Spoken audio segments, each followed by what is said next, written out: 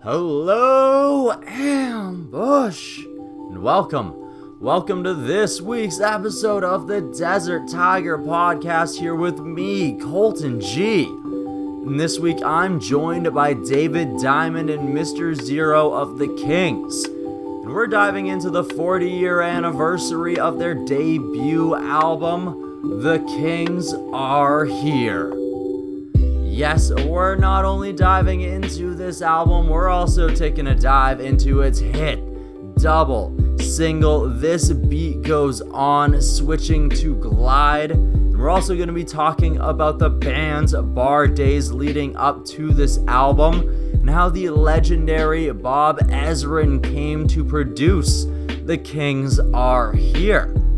We're also going to be talking about the opportunities that came after this album was released, like closing out Heatwave Toronto 1980, a festival in which the Kings have actually just recovered and released over 30 minutes of live footage from their set on that evening on their YouTube, and they are the only band that has both the video and the audio so that they can bring to you this piece of history. We're going to talk about the memories it's helped to bring the band. We're going to talk about breaking into the United States, getting the opportunity to play on Dick Clark's American Bandstand. We're going to talk about creating their own label, and from there we're going to progress into the future, where now in 2019 the Kings have once again released a double single entitled Circle of Friends, Man That I Am, and we're going to get the details about that. And well, it's a small world because it is once again produced by Bob Ezrin. So what was it like for this circle to finally come complete for the Kings? All of this and more in today's episode of the Desert Tiger Podcast, and it is all brought to you today by DesertTigerMerch.com, where you go and you cop yourself the latest and the greatest in Desert Tiger Podcast merchandise so you can rep the show every single place you go and show your love. It is DesertTigerMerch.com. We are selling out of some items very soon, but we're also getting new items in very soon as well. So why don't you go ahead and cop yourself something? Alright, so I think it's about time we played a little bit of music by the Kings before we jump into this interview with Mr. Zero, with Mr. Diamond. So why don't we play their new double single, Circle of Friends, Man That I Am.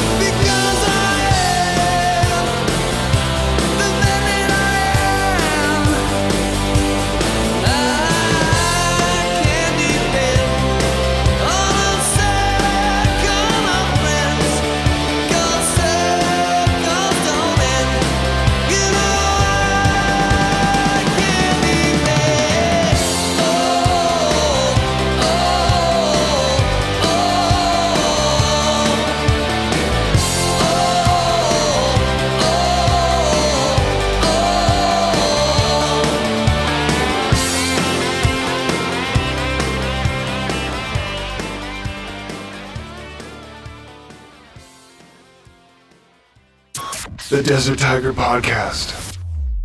Hello. Hey. Okay, we still have a time delay then, but we're here. Okay, we'll do our best to work around it. If all else fails, I can edit some magic in here. All right. Okay, great. Well, we're just sitting in the car on a beautiful summer day and in Ontario, just 25 miles west of Toronto. I'm glad that you guys could take some time to pull over to have a conversation with me to talk about a important 40-year anniversary for you gentlemen and the Kings. Certainly. We just happened to be in the same Mercedes we had back then. Oh. No. Well, we'll get to the Mercedes, of course.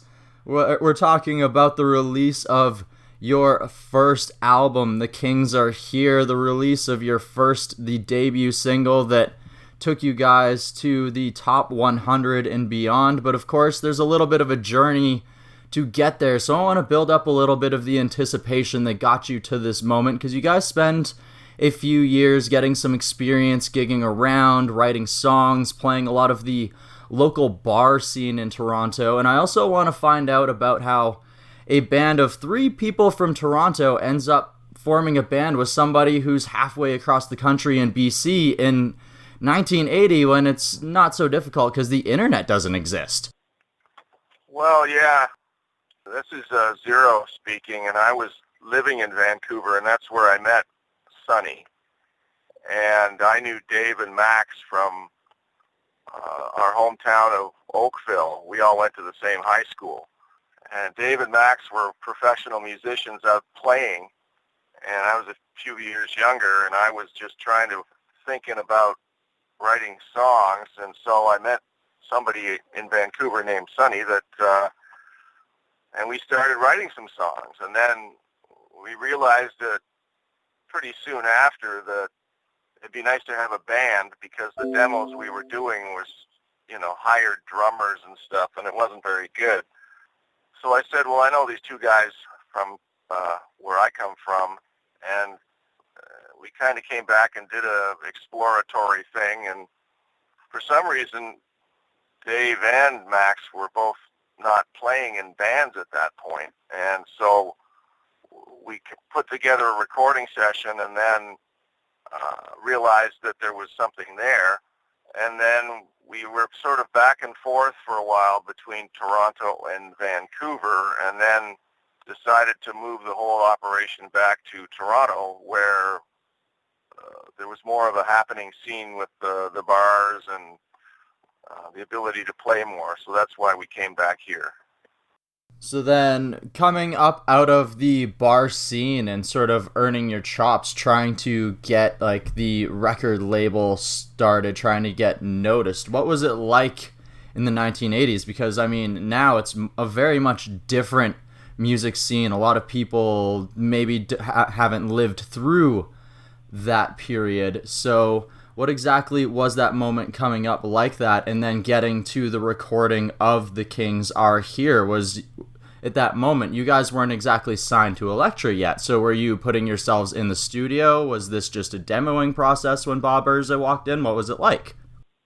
Well, we were working on songs and writing and rehearsing a lot and playing shows, and the most we ever did was 50-50 cover songs and original songs.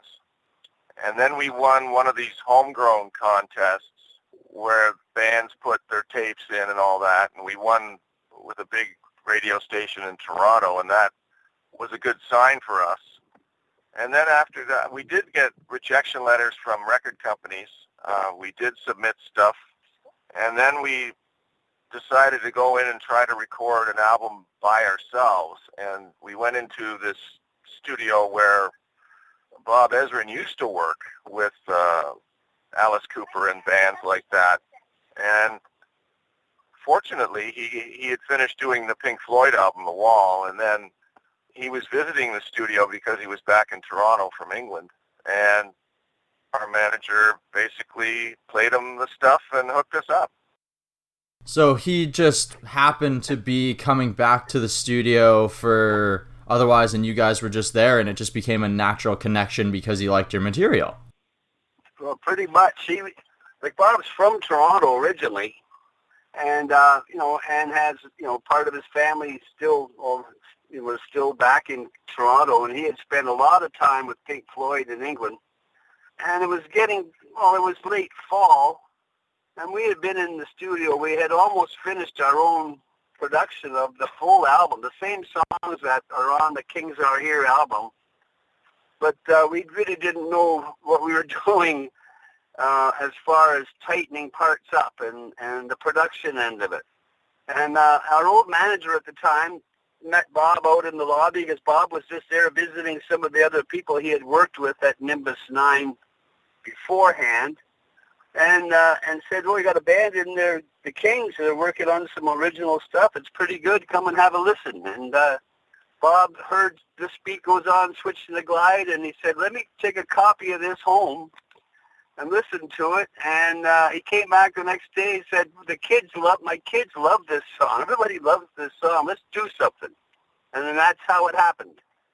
All right. So Bob also ends up taking the demo out to some record labels and ends up getting you guys hooked up with Elektra, which for a band that's been looking for a record label, who's been rejected by pretty much every Canadian record label there is, that's a pretty huge step.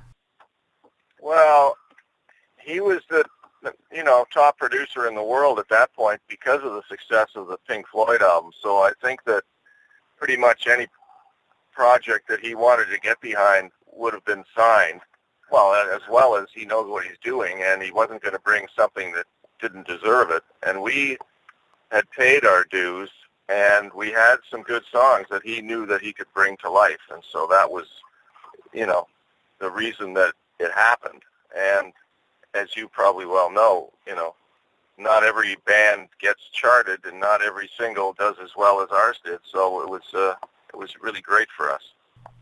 Definitely. It's your first actual single being signed after you finally actually released a debut album, and obviously, like you said, this isn't exactly the norm, and right away, this single that, in the 80s, most singles on the radio were 3 minutes. They were one song, not two songs, and there's just so many different factors that go into the amazement of the fact that this song just broke through and became what it was. So why exactly did this song have to be packaged together? Did you guys feel that these two songs went together, and was that a little bit of a battle with radio stations and otherwise at the beginning? I think it was more of a battle with the record company because they put out Switchin To Glide on its own, and it didn't get any traction to speak of. And we and some of the promo people at the label were lobbying to say, look, put the segue out, because we know it's long, but there's been precedent with other 2-for-1 songs that are long, and, it's just so hooky. You were saying the song is just so hooky that it grabs you, and it just flows so well into the others. So after you finally convinced the record label to let both of these songs go out together, does that when it finally begins to gain that traction? Yeah, that's when the phones started ringing at the radio, and there's a friend of ours who's a very famous DJ in Chicago named Bob Stroud, and we were talking to him a couple of years ago. He said the first time he heard it, he said, I got hit ears, and I knew from the first few bars it was a hit. And so fortunately that translated to so many major market FM stations all across the U.S. and Canada that it really broke wide open for us. And then we started playing down in the U.S. The fall of '80 and did a lot of touring and playing with other bands and that. So it was great for us to have that exposure, and radio has always been great for us. So going into the lyrics of the song, have you guys ever been accused for many Judys, Trudys, or Donnas of your past of writing a song about them? every Judy, every Donna, they all still wanna. Every one of them thinks the song's for them. Every one of them thinks, oh, hey, that song, that's my song. You wrote that for me. Or, it's like my boyfriend used to sing that to me all the time. And, I just love it. I know it's my song. It has my name in it. No, it's just that, the whole thing is, it's a great concept that, it's just, it's built-in fun time. And everybody gets the no-no, and hear it ringing in their ears, and nothing matters but the weekend, and it's just that the whole thing just all fits so well together. That's what is the hook about the song, I think, is it's one after the other after the other. You can't get it out of your mind. Definitely, and then, of course, there's the legendary Mercedes line as well. Well, yeah, that was a 1964 220S. It had another one that broke down and kind of pulled into a gas station, and the other one was on the parking lot for $800 or something, so we got that one. And then they're great cars, but its life on Earth was not that long. We kind of drove it into the ground. I have the grill for the cars hanging on my wall down in the rehearsal room. Well, at least part of it is still alive and being respected and shown off. It has its spot on the wall of fame. Yeah. All right, so shortly after you release The Kings Are Here, right away, you're already playing the pretty much headlining spot of Heatwave 1980 in Toronto in front of tens of thousands of people. This is actually something that you guys have released some of the video from this set for. So what was it like thinking back, that moment, being able to have that opportunity after gigging around in small bars and everything else for so often? And then I also want to jump into what it was like to go through all that footage again.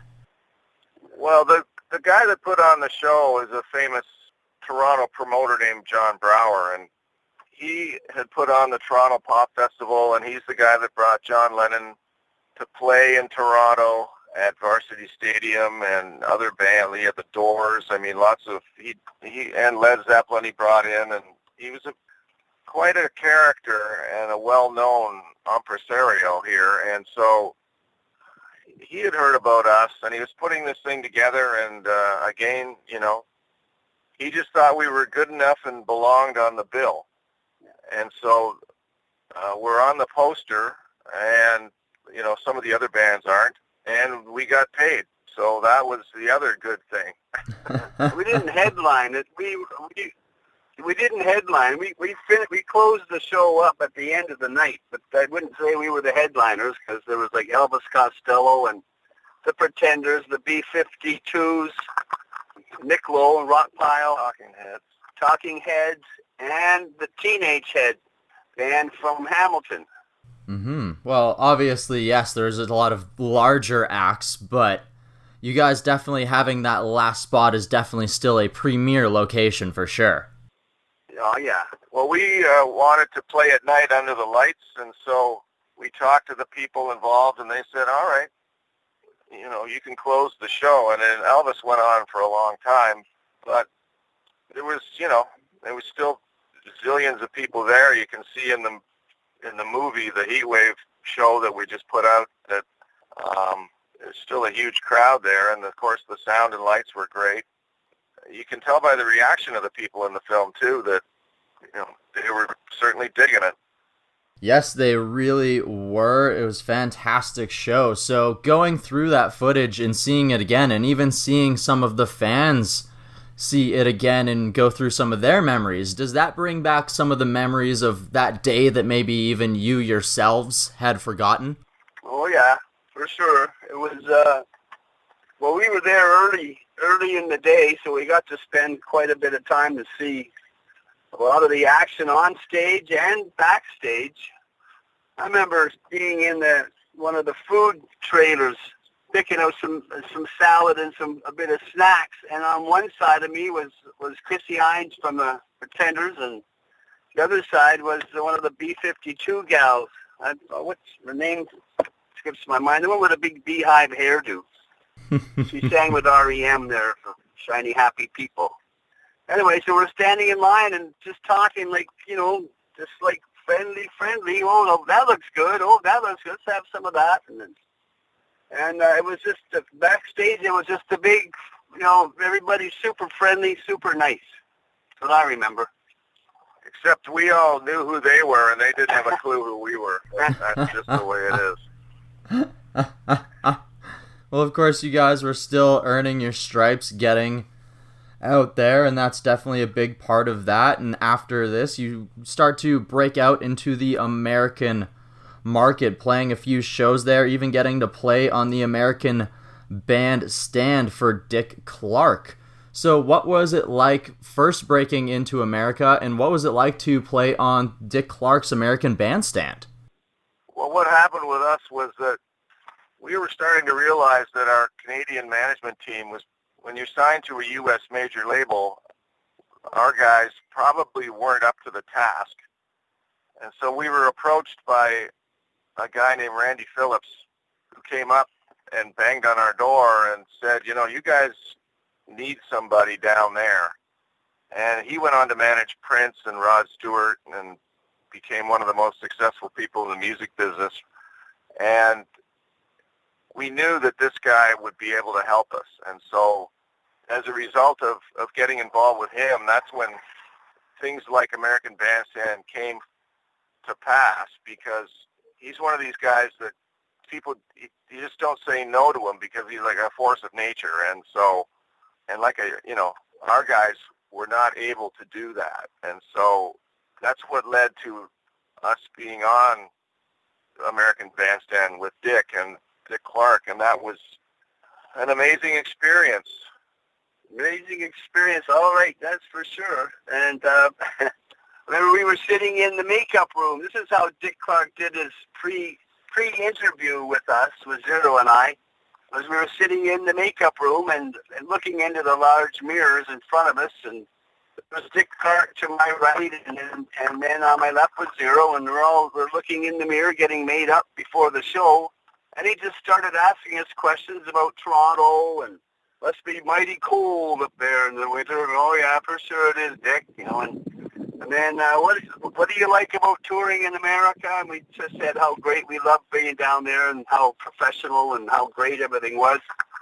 And then later on, afterwards, when we, in between the two songs that we played on the show, he does his little interview. He comes out and talks in between the two songs, and he just asked the same question. So obviously, he's such a professional, or he was such a professional that he knew how to pre-interview and not seem like an interview, and then he just came out and had it all together. It was quite an amazing thing. Awesome. Well, that's fantastic to hear that you had that opportunity, and of course, those chances like Heatwave, like American Bandstand, it allowed audiences to see your very energetic performance styles. Would you credit that to the years that you spent doing the bar scene, or did you guys also spend a lot of time behind the scenes rehearsing a lot of those movements and actions and the high antic stage show that came with the Kings? The anti-antic. Yeah, we were, once we won this talent contest in Toronto, we hooked up with some people, and we kind of changed our direction and decided to put on more of a show, wear all sorts of funny outfits, and have more of an image as opposed to being shoegazers, and we started playing more contemporary music in the clubs. Like we were playing in the Cars and Cheap Trick and Elvis Costello and bands that had led the way, and that's when our music started to fill into that same kind of, type of music. And so that was pretty seamless, and that's what we always prided ourselves on, was that in any given set, our original music fit in just as well as the very popular songs of the day. And, a lot of the times when you go to see a bar band, that one stinky song in the middle of the set. That was the original one. And that wasn't the case with us. That's true. In fact, there would be the odd time I'd introduce one of our new songs as, oh, here's the Rolling Stones' new song, just for fun, basically. Of course, half the time the bar owner didn't even have any idea. He just thought we were playing another cover song. But the people knew the difference, that's for sure.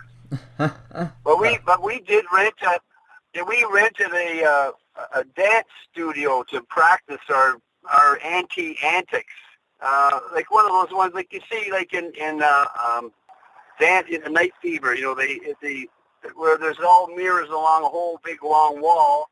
We set up the band and we just watch ourselves, and we would play our songs and listen to the pre-recordings and work out what we were doing. So we knew we had a good idea of what we looked like, but boy oh boy, I don't think I could jump around like that anymore. How about you, Zero? Oh, I'm all over it. You see, it's a little different. Yeah, we just stand and deliver, as Zero says now. That's pretty much it. Yeah, so you guys still have quite a bit of energy compared to some groups, but definitely a little more difficult to do some of the swaying and the leg kicks and everything else. Oh yeah. It just doesn't it doesn't look good either if you can't pull it off, don't try, so.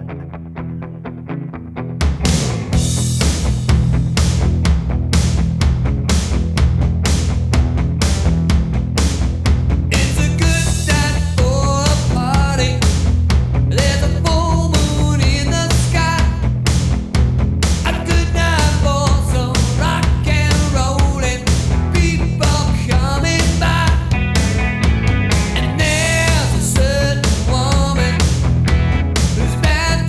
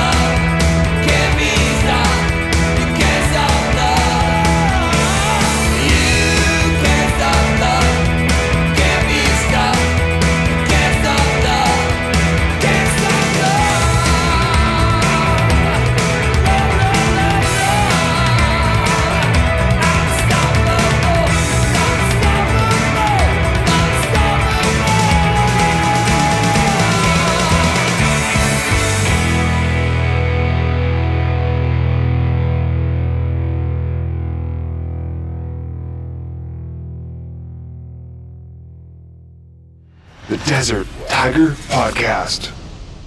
So after your guys' second release with Elektra, things, for various reasons, they end up deciding to part ways, and that ends up beginning the birth of Dizzy. So what was it like to make the decision to create your own record label for releases going forward, and how has it been sort of being more in control of your material?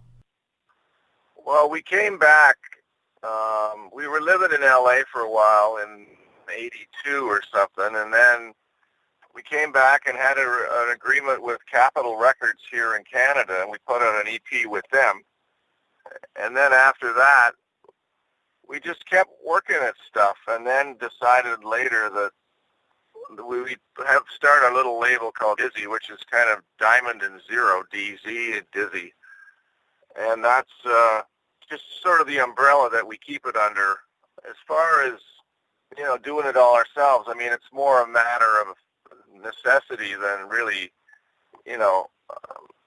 label deals are great if you can play the game, and the money they have and the reach that they have is far more than you're ever going to get, especially these days, because everything radio was owned by the majors, and you don't really have a prayer of getting on the radio anymore. And of course, rock radio, it's all old stuff anyways, so but, we just go at our own time and our own schedule, and, it's tough to get any traction, but if you love music and you want to do your own music, I mean, you can't really get up or down about the music business itself, because you go crazy trying to make it, so to speak.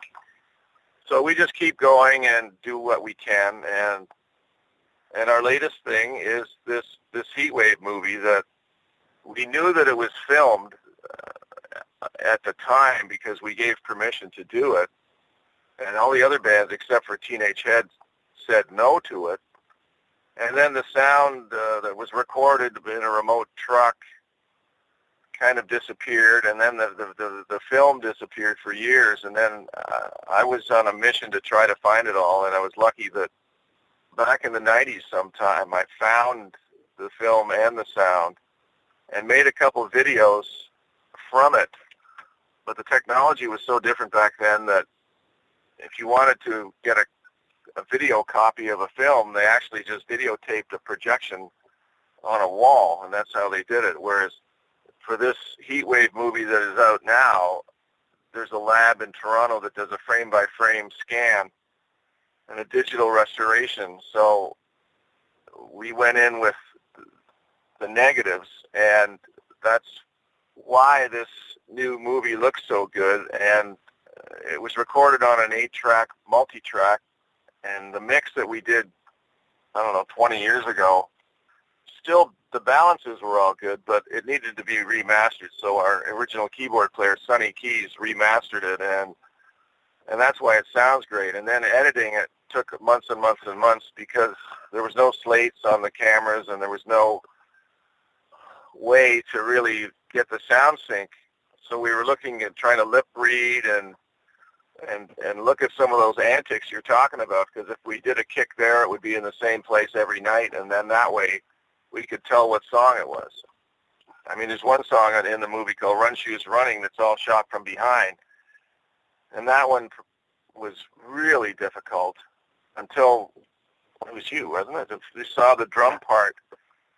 There's this one weird drum part, and was like, wait a minute, that's in Run Shoes Running, and so that's the way that we were able to finally sync that thing up, because you couldn't see Dave's face when he was singing. So because some of the songs that the film crew didn't shoot the entire song, so for some reason we don't really know why.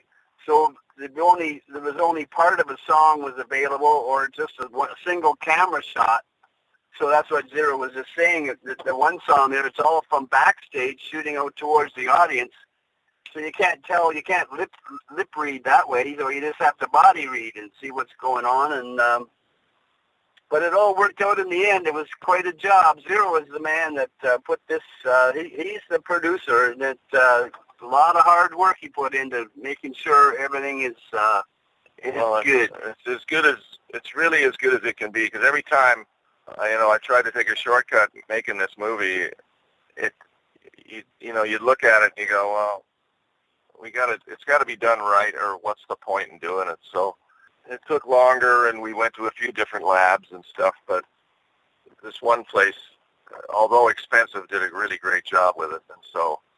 And then we went, the color correction was done at a place called Red Lab in Toronto by this guy, Walt Bilges, and he brightened it up and brought the colors more to life and letterboxed it and everything, which is another, some of these guys, you gotta let them do their thing, and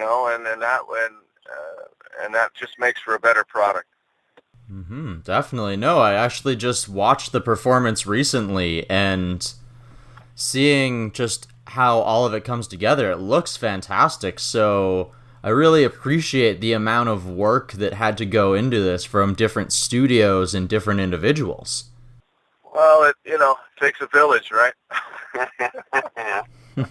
And you have to realize that it's shot on film, so there is no sound on the film. So trying to marry, it's like a silent movie, and it's quite an amazing task to make it all just sit properly, and it's a fantastic thing to have. We're the only band that played there that has any record of this. The original soundtrack and the original film footage. Teenage Heads, most of their audio was changed. It was altered. Well, they lost it. They couldn't even find it, and they found one copy in Alberta with overdubbed vocals. So that just got destroyed. But ours is the only remaining piece of the history of that Heatwave Festival. At Moseport.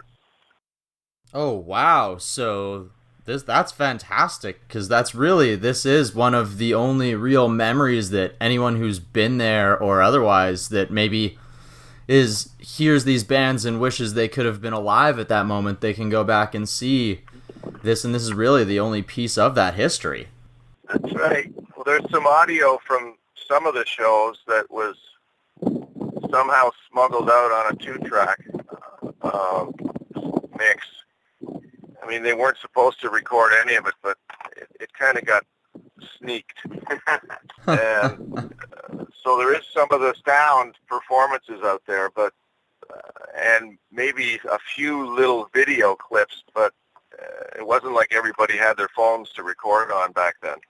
For sure, and that's true. And you guys are also have been going through and releasing some other pieces of history of the band as well, not only just for the video that you did for Switching to Glide a few years ago using clips from over 40 different sources, which I'm sure also took a ton of time to put together and not only source as well. Well, that one took over 140 hours to do, because all those clips were shot on every kind of different format you can name, from film to, VHS to Betacam to Beta SP to 8mm to every kind of format, and they had to all be transferred, into the editing program in Final Cut. And then, the sound sync was really hard on it, because at any given night, we don't play the song at the right tempo, exact to the record, so it would go out of sync within 3 or 4 seconds. That was the challenge, to pick out all the best parts, even though they would only last a few seconds. And there's some of the American Bandstand performance near the end of it. We worked out a deal with Dick Clark Productions, and we were allowed to put 1 minute of the American Bandstand show into our video. That's what they let us do. And we worked out a separate deal with Dick Clark himself to be able to show him introducing the band. And that was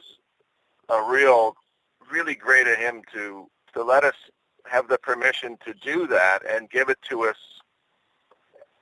at what I can only say was a very affordable price. Well, and that's very gracious of him for being willing to do so, to continue to assist a band that he had helped years and years beforehand, and continuing to do so as time went on. Yeah, and one of my, prized possessions is the agreement with the permission from, the official paperwork with his signature at the bottom, because he signed it himself. So that's a really cool thing. Oh, wow, fantastic. So one thing more I would like to touch on today is your 2019 release, Circle of Friends and Man That I Am. So once again, deciding to go with a sort of a double single, and once again, this ends up being produced by and mixed by Bob Ezrin. So what was the decision like to once again do another double single, and was it just natural to bring Bob in again? Well, we had produced the song and had this tape lying around for a while, and we always knew it had potential, but it was too long, and the old drums that were on it were horrible, and some of these sounds on it were terrible and really dated, and so, but we knew that it was good, and so it was a matter of transferring again the old 8-track tape analog to the digital Pro Tools, and then get it so that we could put new parts in it and overdub better things that sounded better, and new drums and all sorts of stuff. And then we were mixing it, and we feel that we're quite capable of producing ourselves and all that, and getting it ready. But when it comes to making it sound like a record, we know that we just aren't up to it. And we're actually going through that right now, and with another new song. But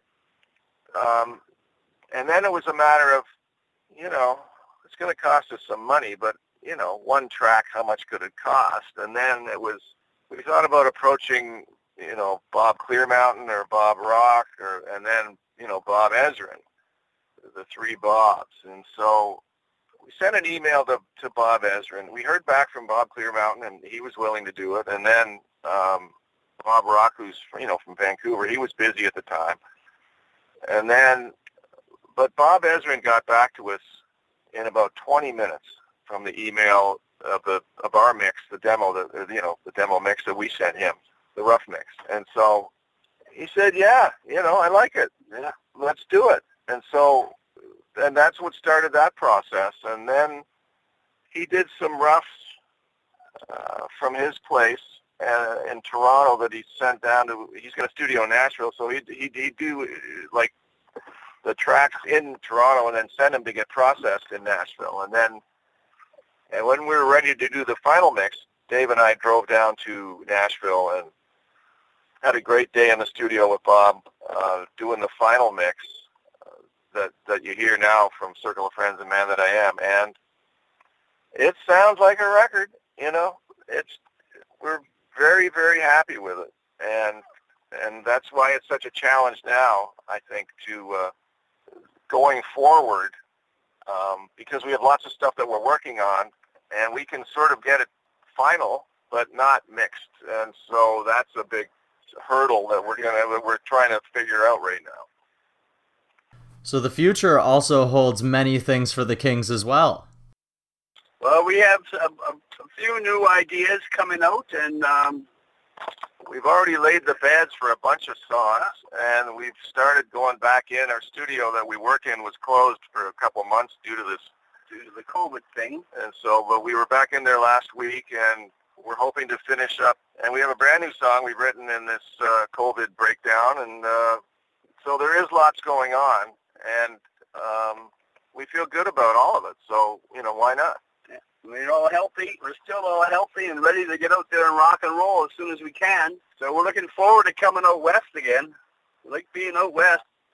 Hey, I would love to see the Kings. I've actually never seen the band. You guys, Switching to Glide was one of the first songs I ever learned to play with my stepdad, so being able to actually see the band would be fantastic.